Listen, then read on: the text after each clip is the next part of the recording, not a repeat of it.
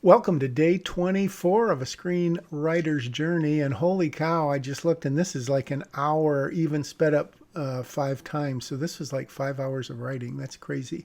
So let's get right to it.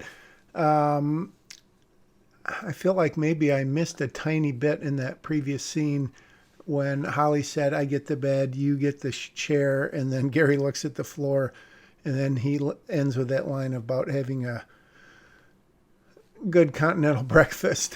So I think I had just been to a hotel recently that had one of those, and I think you know what I'm talking about, where they have those cereal dispensers and you turn the crank, and unless it's like grape nuts, which just flow through, if you get any sort of flake cereal or whatever, it just crunches them up.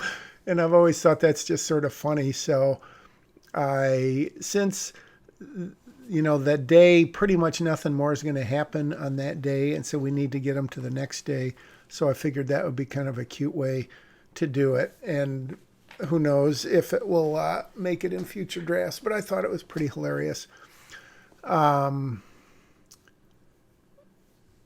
so Gary is eating breakfast and Abby is there. So they're talking about what happened last night, the conversation, and the trouble with recapping conversations is what more can they bring to the conversation that they didn't say the first time?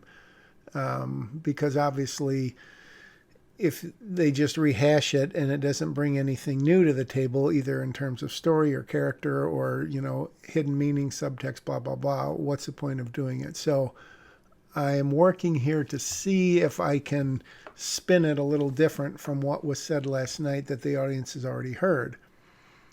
So Gary, not thrilled that Abby reminds him that she being Holly, called him a chicken. Okay, so so this is something I'm not sure when Abby would have thought of this. She could have been laying in bed thinking about it.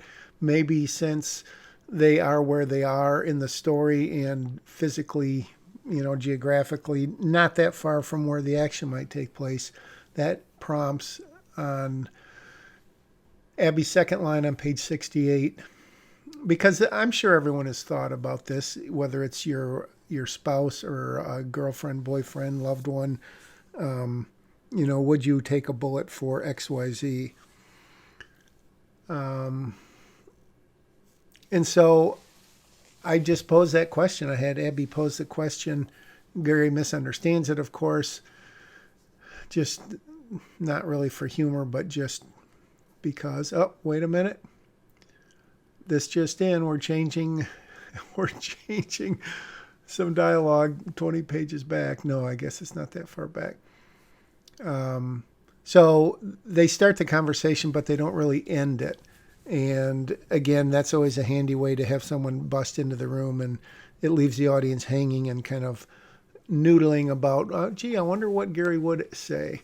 So maybe we'll revisit that conversation later in the script or maybe in another draft. So the DNA has come back and Lexi is definitely related to Vic Salerno. So what I was thinking here is what in the world, even though Gary may have been mentally preparing himself for this, what in the world would he be thinking right now? I mean, again, whether it's a girlfriend or a good friend or a wife, spouse, husband, whatever, that's a pretty major thing. And the ramifications obviously are pretty huge. And then what I find interesting, and what I hope the audience does too, and you as the watcher listener, is that Gary, and if you haven't gotten this already, if the audience hasn't gotten it already, he says, "What about my brother?" And then kind of unexpectedly, as I write there, no one's more surprised than him. He is I mean, imagine that, just the thought, let alone, again, a brother, a spouse, relation of some sort, but your twin brother. I can't not ever see Larry again. And as I've mentioned, we have twin boys that are going to be in this movie if all goes well. And just the idea that one of them could never see the other again, I mean, that would be a total crushing blow. And I think more than a girlfriend. I mean, that's obvious from what I've wrote there. And it makes him feel super bad. And then he comes out and says, why didn't I go with her? Which is what he's probably been thinking for half of the script ever since, well, more than that at this point. And the women folk don't know how to react. But then a car comes up and we find out that Holly has talked to Paul once or twice or three times and has convinced him to convince the feds or let the feds let me play in their sandbox, so to speak. So you'll see in subsequent drafts that I sort of have been playing around with what terms to couch that in, how to say that, instead of just saying Paul convinced the feds to let me be part of the team or be part of the sting or whatever. So I think I'm gonna play with that a little bit to see how it works best. She tells them that they can go back to the room if they want and keep watching. Abby immediately turns her concerns to Holly, asking for a friend. I thought that was double meaning. It's kind of a joke, of course, asking for a friend, but also, who is that friend? Let me hear it. Gary. And I think I wrote that line and then I said, oh my gosh, she really is asking for a friend.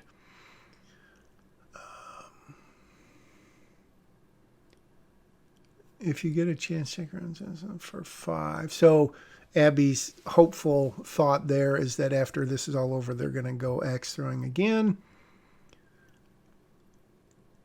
Holly leaves, and Abby is like, well, what do we do now, basically?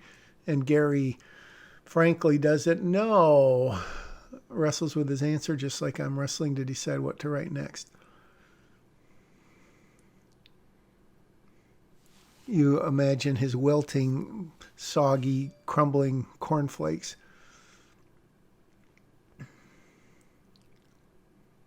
All right, so now I'm bringing up this idea again of would they call their parents? And of course, the reason Abby's saying that is because now she knows A, about the truth about Lexi, and B, what Gary was thinking about Larry. And oh my gosh, how in the world would you possibly tell your parents that information? Man, that's crazy. And I don't even know if that's in a subsequent draft of the script. I may have to bring it back.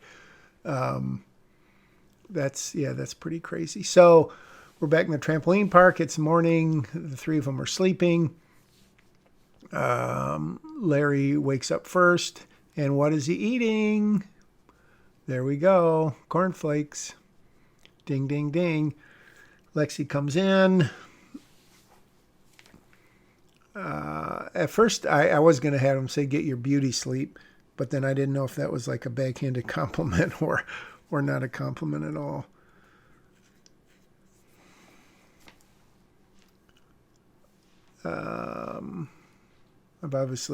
I got some leftover dialogue at the bottom of this page. You can see me erasing it. So Larry is, again, the optimist, sort of like Abby, and maybe a little different sort of way. So I got this idea when I wrote Crappy, the last crappy meal you'll ever eat, which, of course, that is the bright side of things. And obviously they haven't heard about the DNA results. And then, but getting back to my little story, when I wrote Crappy, I thought of Happy, and then I thought of Happy Meal. And so they do a reflection, introspection. No, he reflects back on when one of them got their driver's license, and maybe it was sort of a rite of passage that they would go to McDonald's and order a Happy Meal. And then, so now I'm playing with this, exactly what they might say and what it could mean.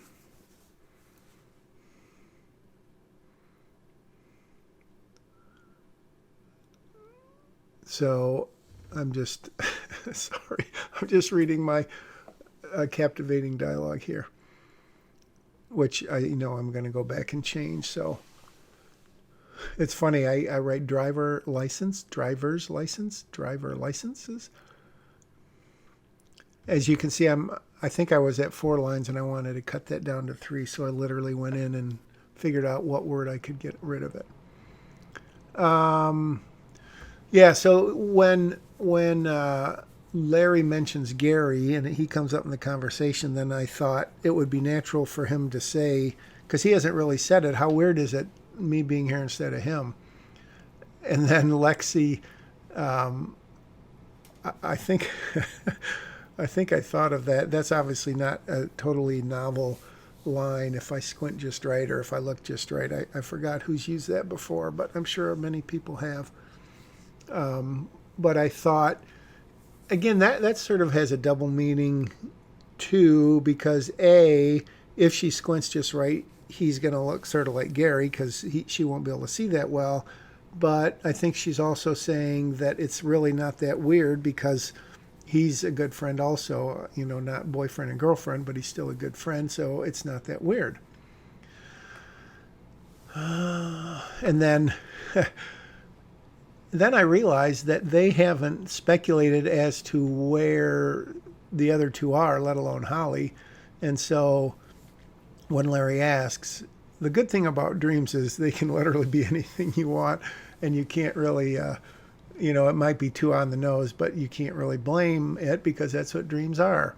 So that brings us to Lexi's dream, and they're at the exploring place, and then her mom was on the bullseye.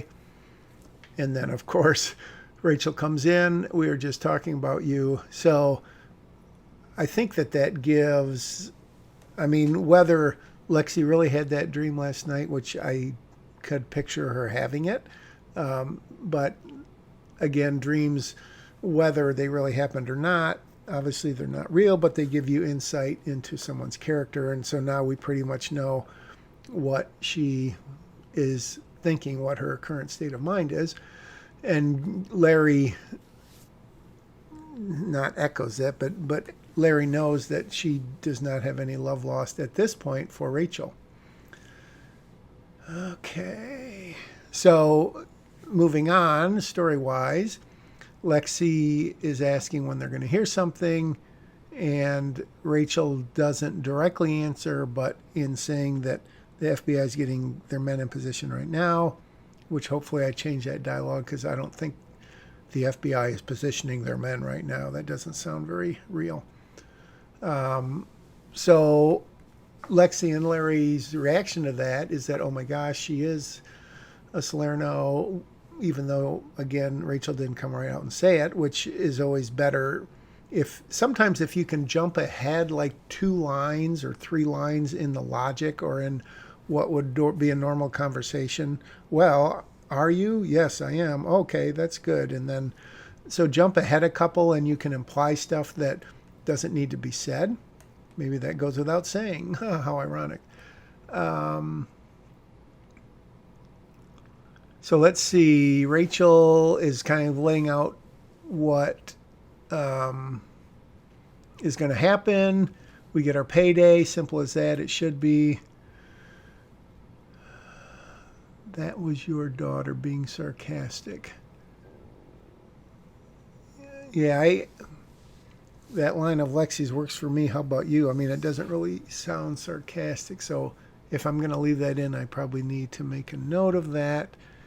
And then Lexi comes right out and says that, she's really not feeling the bonding, which I think I might rework a little in a subsequent draft, unless you like it like it is, and then comment, subscribe, like, and share with your friends. Let's make this series an international bestseller, and then I won't have to charge you for it. So hearing that, Rachel is not happy because she is clearly jealous of the relationship that Lexi had and probably still has with, quote, Aunt Holly. And so she decides to just dig that up. So they're really kind of getting into it. You can imagine tensions running high. It's not like they're screaming and yelling, but it's getting pretty intense there. In case you're wondering, if you hear me sounding like I'm drinking something, this is such a long episode that I have treated myself to fresh strawberries, which I break up into kind of pieces. I don't really smash them. And then I pour in lemonade and then a couple scoops of ice cream. I mix it up and I put it in the freezer for about 30 minutes, and now I'm enjoying it. So pardon me if I make some drinking sounds. Sometimes when I mute this microphone, it doesn't unmute and I start talking and it's like, the light's still flashing, which means it's muted. Anyways, so they're getting into it a little bit. Rachel slaps her. And then Lexi's line, look what I've been missing all these years. And maybe it's just me. I hope I'm getting some, not double entendres, double meanings. I don't know if it's really subtext because I don't know. But you tell me, what do you think about the dialogue? Better if you offered her your 2 million. She'd think twice about giving up her babysitting gig. So now Rachel is still trying to dig sort of at Holly. Now look at that. I literally wrote placeholder there because that's, and now I said, oh, well, that's enough. I want to actually write some real dialogue.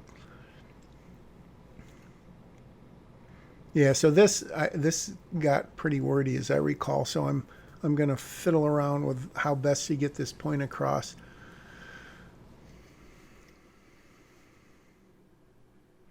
But I think you can kind of maybe see what I'm trying to get at here. I'm rereading this to make sure that I really do know the irony in it.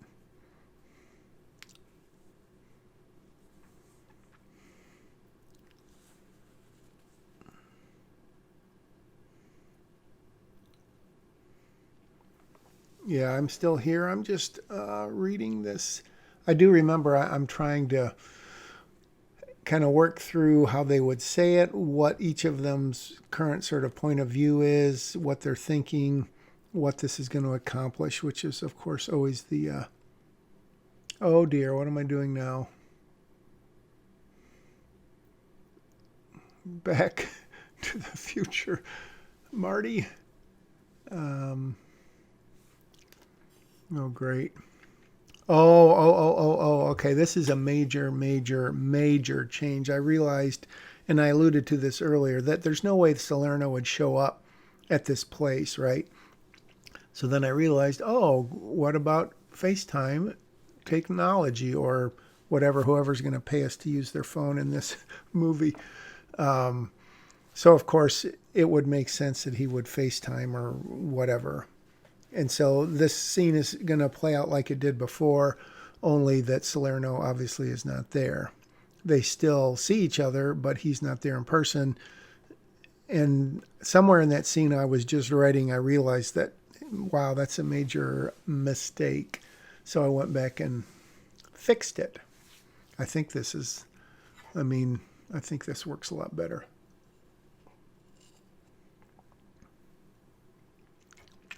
And while I'm here, I might as well rewrite some of the dialogue.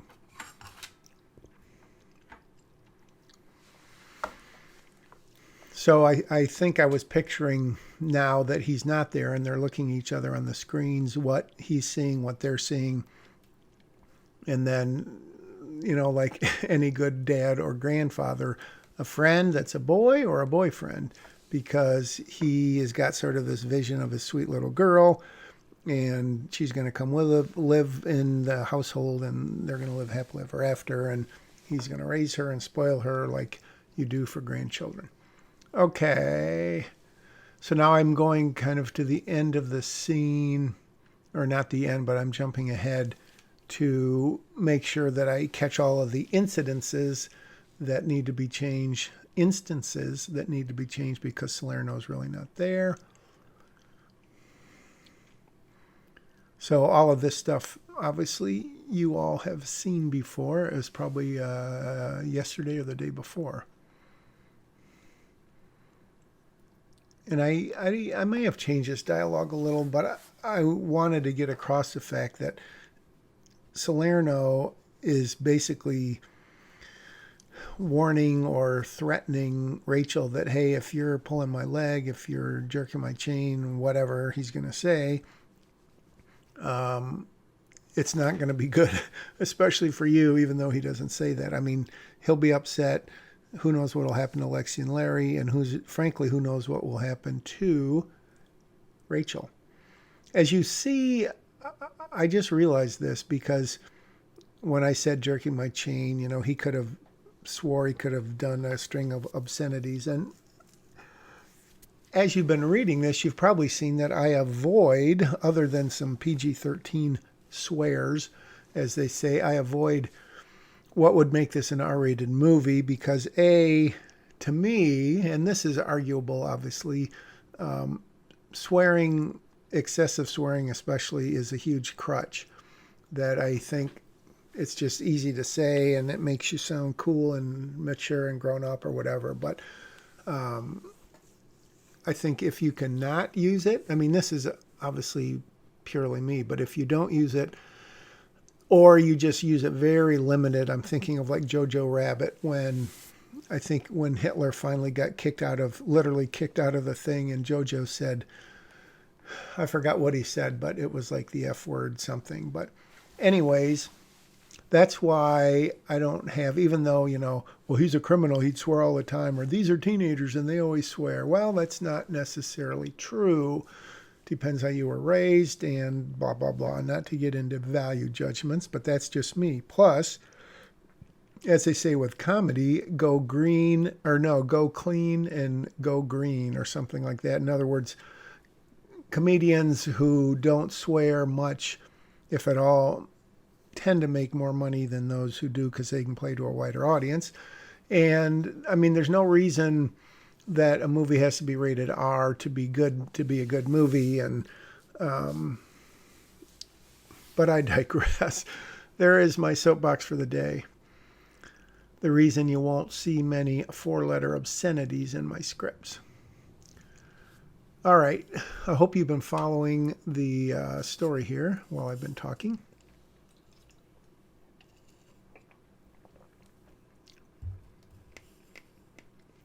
So then he disconnects.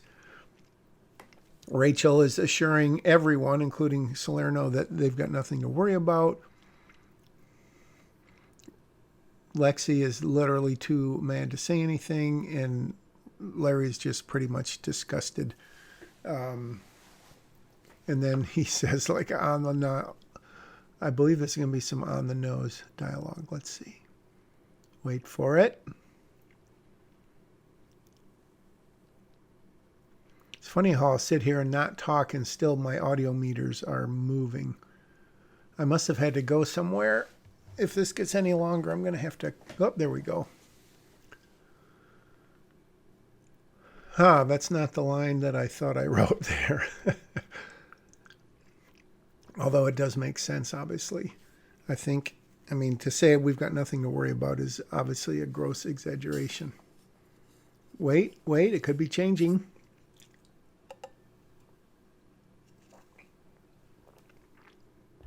I'm giving it a lot of thought before I jump on because we don't come back to them until... That is the on-the-nose dialogue I was talking about. And I don't know which is more realistic, if I'll even leave that line in there. But, I mean, yeah, there we go. I think that's how I left it.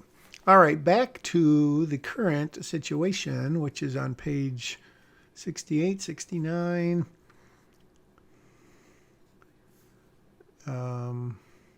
It's so funny. Yeah, while I'm here, I guess I'll just fix up some more dialogue. Just passing by. Oh, yeah. I was wondering about phone numbers, too. And so I played around with them dialogue and I don't know that I love that. If you don't love it, you may have an ally in me. But Gary, he sort of comes off as the tough guy, hard ass, whatever, but really he wants Holly to do whatever it takes, which is what he's telling her there. And hopefully that says more than just what it says.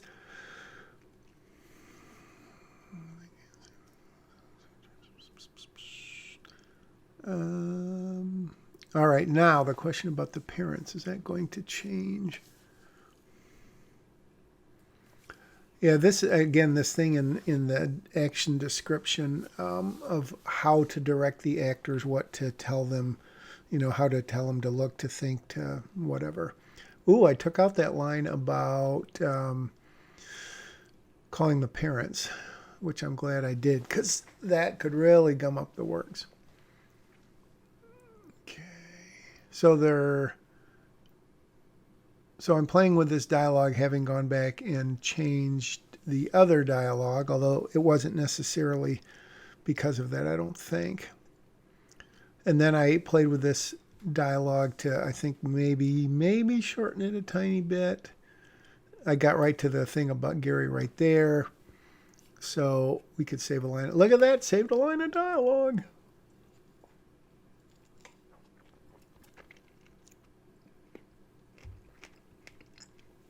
That was me chewing on a strawberry.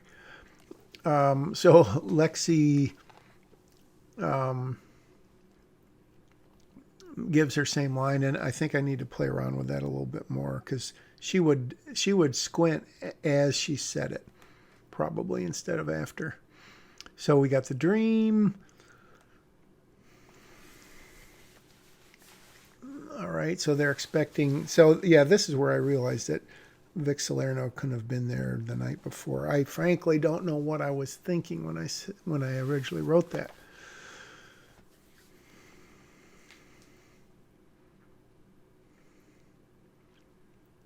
So I was trying to figure out how directly Rachel would answer the question that Alexi asked her. And so Lexi right there is thinking through what Rachel said. So I don't know that all of this is really needed, because once it comes out, because we know from the previous scene with the other ones that she is. So I'm trying to figure out how to kind of put a different spin on this, and again, not say the same thing twice.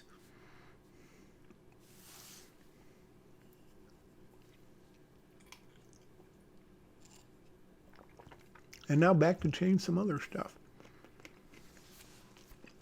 So I'm going through that kind of three-way story with Paul, Holly, and Rachel, and making sure that it adds up to what I'm currently writing here on page 70 or whatever it is.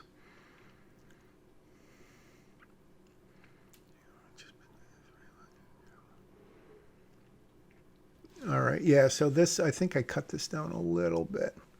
Keeping her safe was your job, because that's what it boils down to Gary. That's part of the reason he's so upset with her. Well, that's a lot of the reason.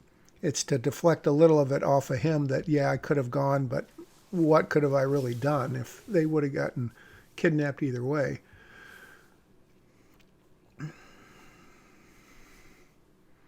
So now, again, he's railing on her. So this is like the what if game. I'm trying to figure out how to word this. Again, right now he's got like 8 lines of dialogue there, or an 8-line block of dialogue. So let's just see if we can cut that down a little. Yeah, so this is sort of a continuation of their argument from the night before.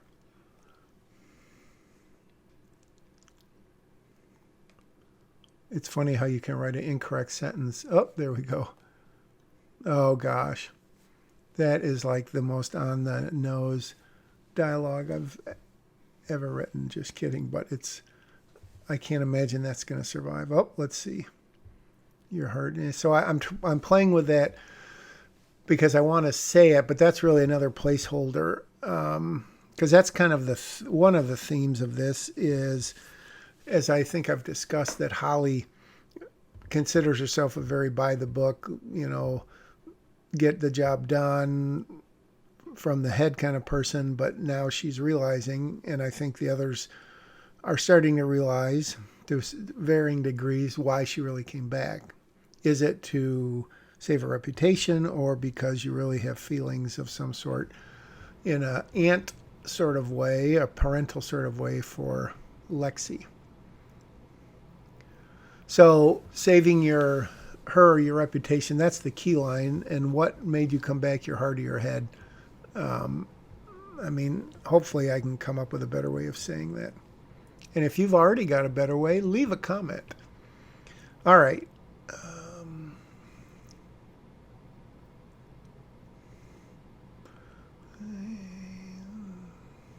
Here's the two images. Oh, all right. So we're back. This is still the night before. Sorry, this isn't after the serial. This is the night before. So I'm just kind of tweaking that dialogue. Yeah, you'd be right behind me. We'll never know. I'm pretty sure we do. I'm pretty sure do we.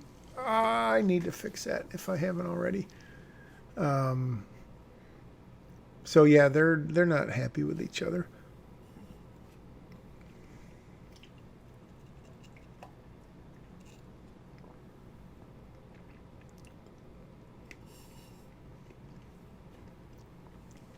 Is that what you do? Oh, that's kind of even more of a biting thing. And then he doesn't answer, and so she answers for him.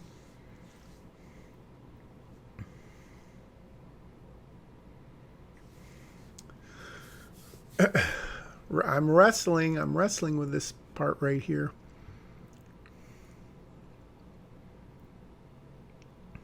Just think if you could really type that fast, wouldn't that be sweet? Although I don't know. Sometimes typing fast, I guess, could be a double-edged sword.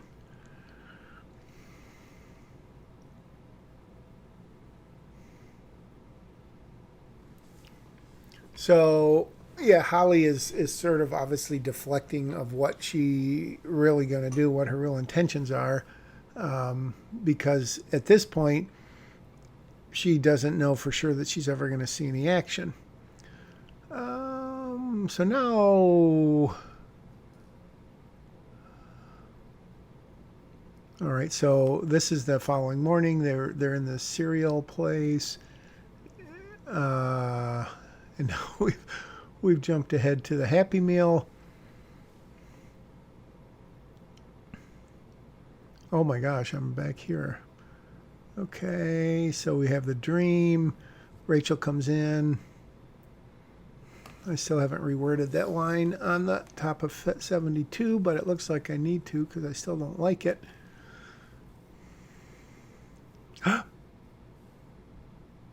That's probably better. Putting men in position is a lot better than positioning his men or whatever I had before.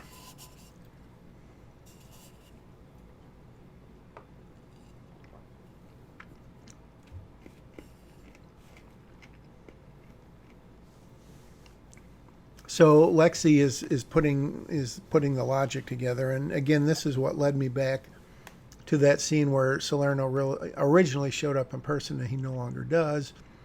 So Lexi's putting two and two and two together.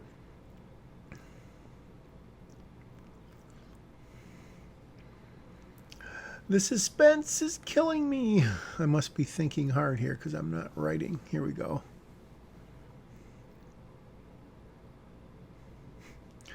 I can't believe that's always a dangerous way to start a sentence in a script.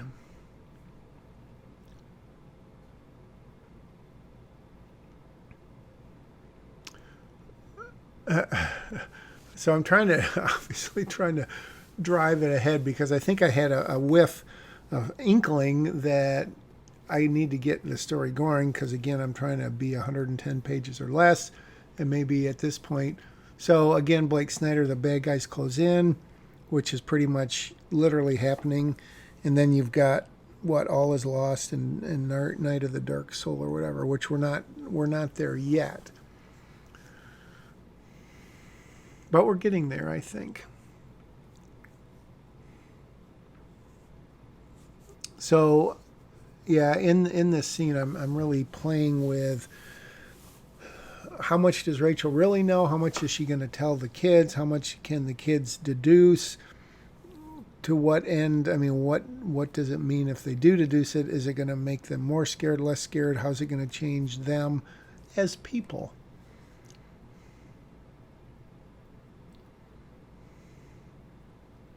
All right, boom, there we go, Rachel. Um, so she lays it right out. You're going to need to go with them. And this tells Lexi that there's probably going to be more danger than she bargained for. Or maybe it's telling her that the FBI, since Salerno is not coming, they're not just going to bust these two guys and, try to turn the screws, put the screws to them. They are going to follow Lexi wherever they take them in hopes of whether it's a hotel or wherever he is holding up, or maybe it's a car somewhere or whatever. I'm not going to give it away, obviously. I know, but I'm not going to give it away. All right. Pull. Rachel pulls out two tablets. What? Oh, yeah, I had this idea. Um, I don't know that you can tell by the way that I'm ruefully laughing that I don't believe I kept this idea very long. Um, yeah, I don't know if that's a good idea. It just, when I wrote it, obviously I thought I did. It sounded okay. But I'm sure they have something like that, but it's kind of stupid. Let's call a spade a spade. Um,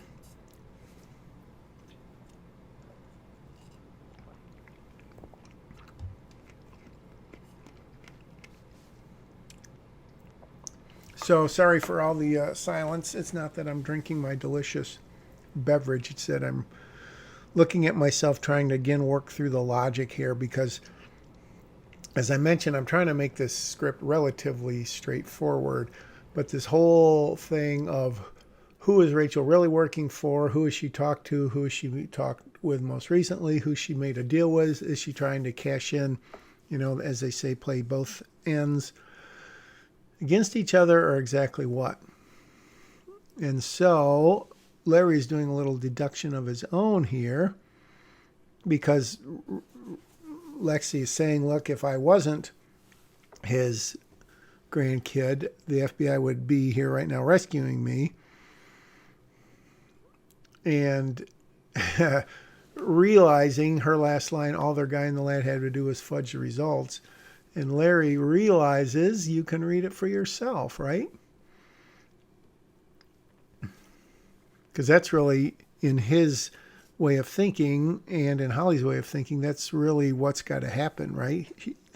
She has to be the granddaughter because that's the only real good chance they have of getting Salerno, which raises a question maybe in the audience's mind and maybe in Lexi and Larry's mind. Is she really a Salerno? We don't know yet. All right, and then I wonder if I change that, the mother-daughter bonding. Oh, no, this is... All right, I'm just rewriting this scene. Slaps. Yeah, she got slapped. So now, yeah, I'm really heavily thinking about this. As I recall, I'll bet if you offered her part of the $2 million, I'm wondering if that's really necessary or not. Well, let's see. When that little blue highlight's there, it means that that is what I'm working on. Am I going to change it? Am I going to leave it? The suspense. Oh.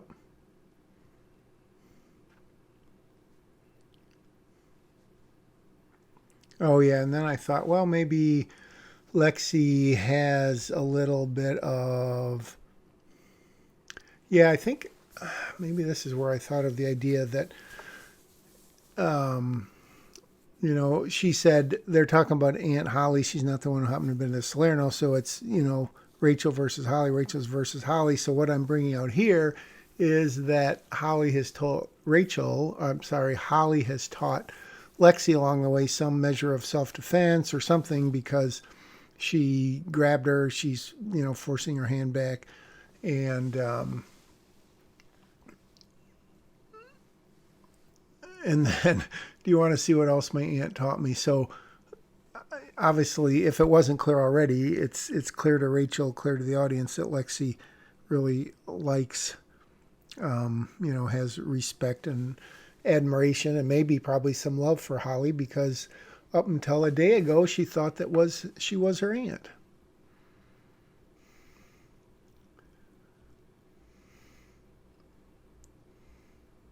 So hopefully I'll fix that line of dialogue up.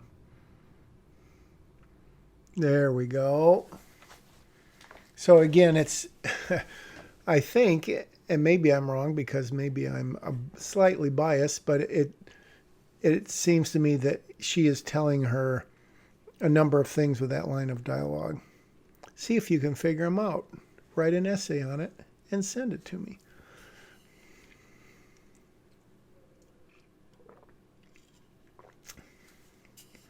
Oh man, this is so good.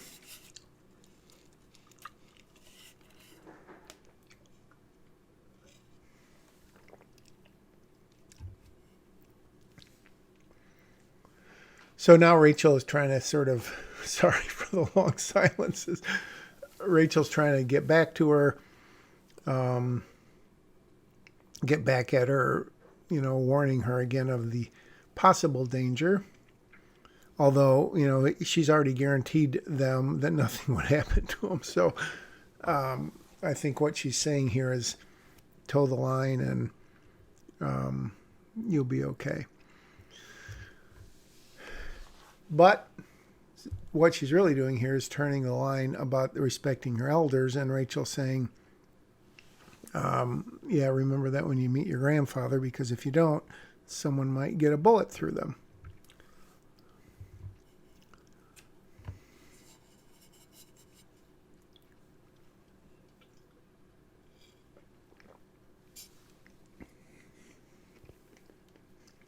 Yikes. Whoop. I might be able to save a lot of... Oh, look at that. Did I just erase all that? Oh my gosh, that is awesome. Look at that. Oh, what?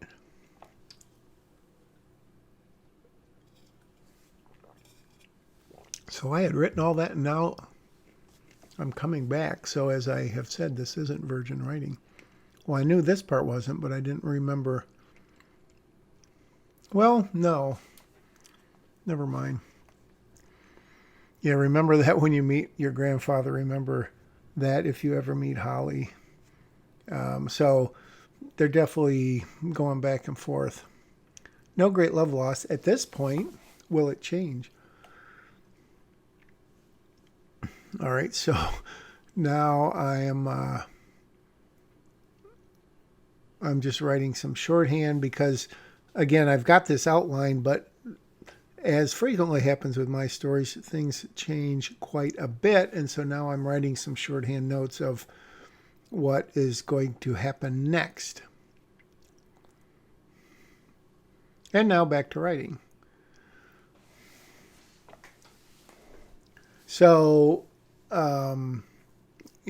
we've met. Have we met him in person? Or yeah, he was at the airstrip or whatever. So they're watching the same feed, and he's getting ready to communicate with his guys in the field because they believe that, is that how you spell Bluetooth? I don't think there's an E. Maybe there is. He's getting ready to communicate with his agents who are ready to follow or whatever they have to do to get Salerno. So Paul calls, and we don't know his side of the conversation, but we can sort of guess.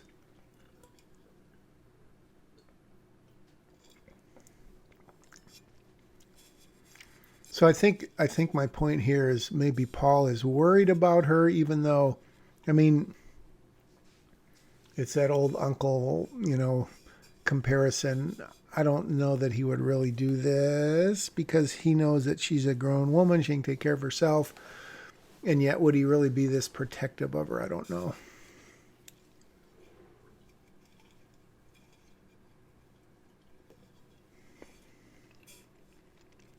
Sorry, eating more strawberries. I can never get them. I guess I don't get them crunched up enough. And they're always at the bottom of my glass.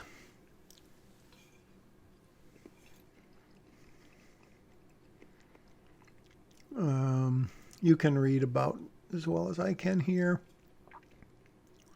So go time, Paul. So things are about ready to happen. All right, and then let me see all three of those trackers, which again, spoiler alert, that may have not made it into subsequent drafts.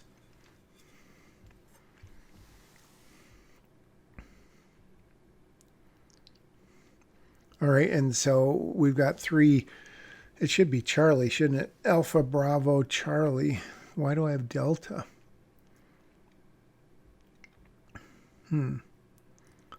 I think I played around with. I did ask at one point how the FBI talks. You know, if they say 10-4, over and out, Roger. What's your 20? Stuff like that. So basically, they've got three chase vehicles that are on right off of the three main roads away from the trampoline park. So no matter which way they go, they'll be able to follow them.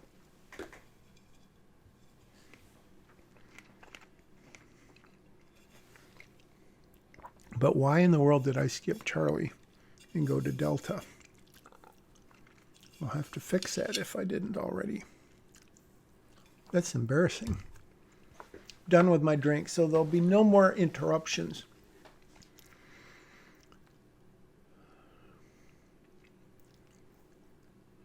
All right, so they know that things are happening. We've got these two burly men at the door. They're ready to go into the trampoline park.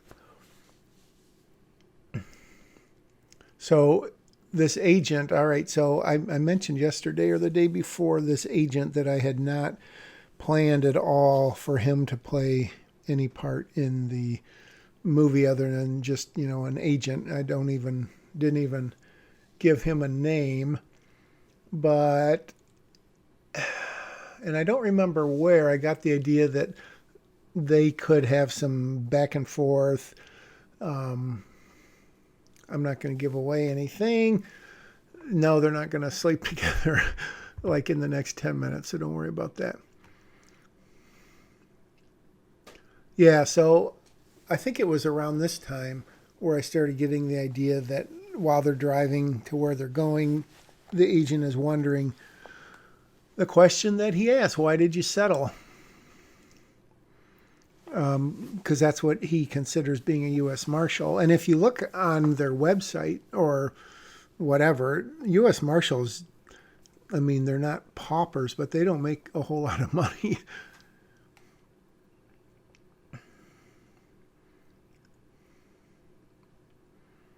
So then obviously I'm just thinking as I'm going, but it's very possible that the FBI recruited her or that she had an application in and that she chose the U.S. Marshals. We don't know why, but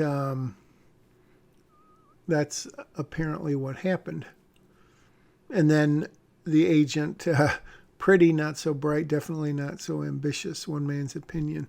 So he's come right out and said, pretty.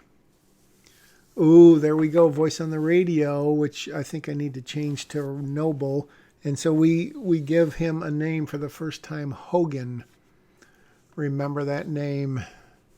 You may be seeing more of it. Again, I don't know if he would say, what's your 20? Where are you located? Can always fix that. That's like one of those things that if you get on set and someone goes, oh my gosh, they don't talk about that. They just say, where are you? I would not be upset if someone changed the dialogue. All right. So Holly kind of wonders when he says we're a half mile or whatever from our position, where is that? And And again, Noble is putting them close but out of line of fire. Excuse me, on purpose. Holly not excited about that. And then the agent, who now we know is Hogan, when she says, how safe? And then he answers kind of in an oblique way, you're overdressed in that vest. Then I realized at some point that dressed and vest sort of rhyme, and rhyming dialogue is not good. So there we go. We end the scene.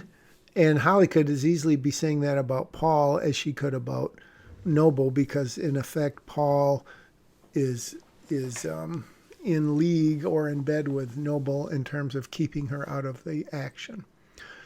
All right, so they're back in the trampoline park. These two guys are coming up. Rachel is there. I don't know why at this point I thought it would be necessary to do that, to have Rachel say that. I think it was because it brings up the idea that they're going to be traveling a long journey or a long ways together. I don't know that I kept that dialogue or not. I'm not in love with it. Big nose bass, let's go. So Rachel is wondering, you guys are all he sent.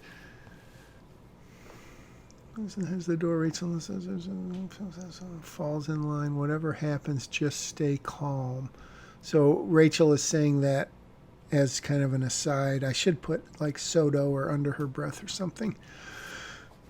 And so Rachel is again trying to reassure Lexi, a.k.a. herself, that everything's going to be fine. All right, so here we go. We're approaching the bad guys have closed in, literally. And then we've got All Is Lost, which is kind of what we're coming up on now. Wait for it.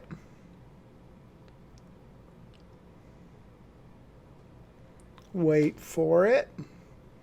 Because the guy says, ready when you are. Ah, there we go, Charlie. I got that right. I hope I changed it earlier.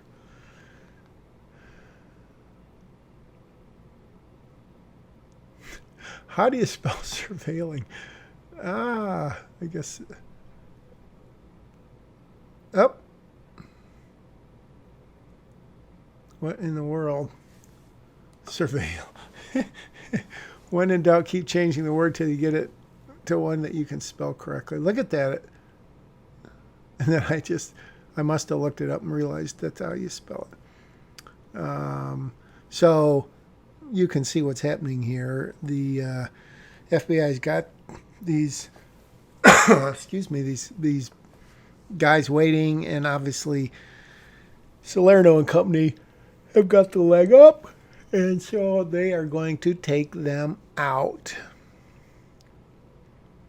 And I mean, there's no the gun battle. It's not even a battle. It's a one-sided battle.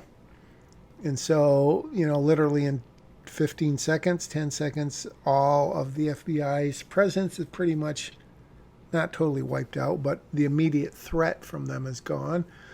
And he gets the word, and off they go.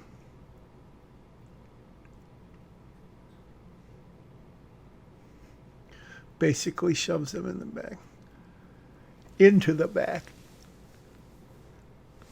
So Rachel is, as you can imagine, a little bit nervous because she knows what she knows, but even though we don't know everything that she knows, we know that she knows that she really, really wants this to go good for a number of reasons, including not dying and getting money and making herself look better in the eyes of her daughter.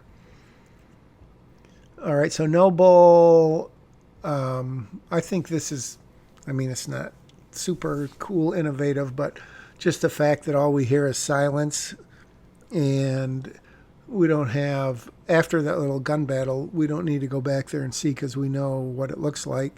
And I think that works kind of nice. It's a lot easier to film, and it gets the impact maybe even more because we can just see it off in Noble's face that, oh my gosh, things are going horribly wrong. Oh, that is the end of the day. That was a long day. My voice, you can tell if it wasn't for my delicious beverage. But big day of writing, a lot of stuff happening. Day 24 was about 4.5 hours of writing, and that's a pretty good day for me. So thanks again. We're getting close to Act 3, which means we're not all that far from being done with the script. But trust me, there's plenty more days to come. Don't despair. Hope you're enjoying it. Tell a friend, tell 100 friends, and I'll see you on day 25, Screenwriter's Journey. Bye-bye.